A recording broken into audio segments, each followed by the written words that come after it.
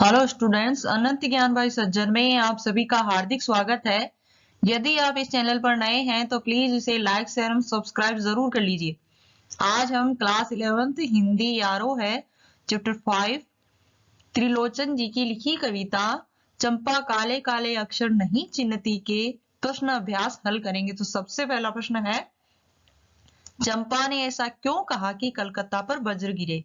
इसका उत्तर है, चंपा नहीं चाहती थी कि उसका पति उसे छोड़कर कमाने के लिए कलकत्ता जाए। कलकत्ता शहर परिवारों को तोड़ने वाला है, यह प्रतीक है शोषण का।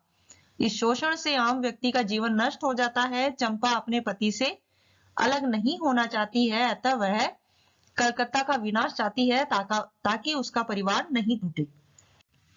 प्रश्न नंबर 2 है, चंपा को इस पर क्यों विश्वास नहीं होता कि गांधी बाबा ने पढ़ने लिखने की बात कही होगी। उत्तर है, चंपा को पहले कवि द्वारा ही यह ज्ञान दिया गया था कि गांधी बाबा बहुत अच्छे हैं।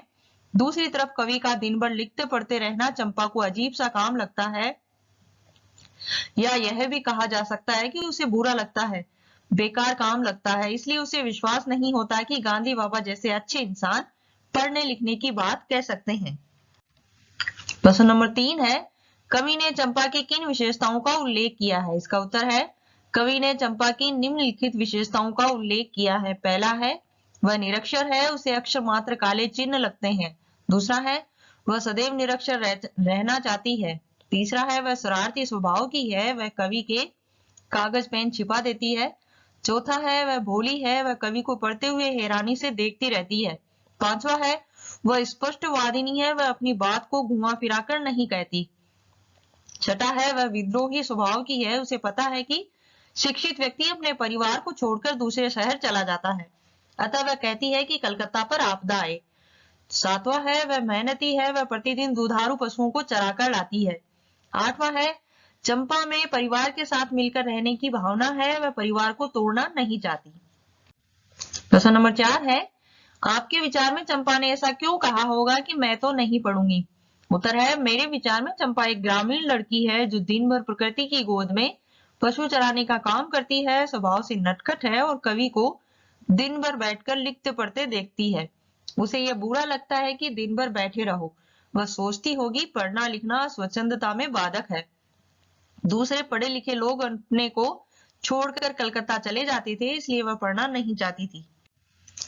कविता के आसपास। प्रश्न नंबर 1, यदि चंपा पढ़ी लिखी होती तो कवि से कैसे बातें करती। उत्तर है, यदि चंपा पढ़ी लिखी होती तो वह कवि से सहजता से बात नहीं करती, वह हर बात को घुमा फिरा कर कहती, उसमें बनावटीपन होता, वह विद्रोह का स्वर भी नहीं दिखाती।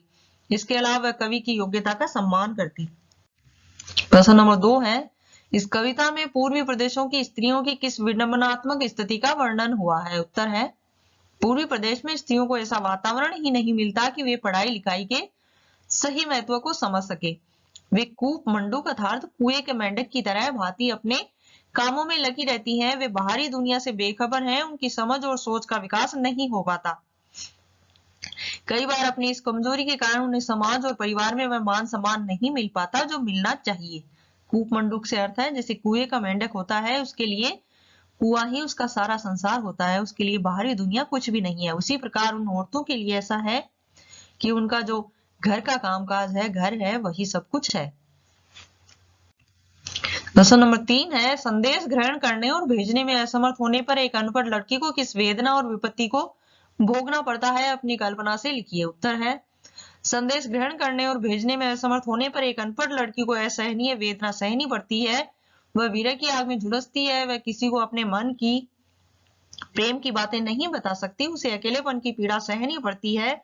पति का पत्र दूसरे से पढ़वाने पर लोकलाज का डर होता है। इसी के साथ हमारी क्लास यहीं समाप्त होती है। इस वीडियो को देखने के लिए आपका बहुत बहुत धन्यवाद। अगली क्लास का इंतजार करते रहिए, तब तक के लिए अलविदा।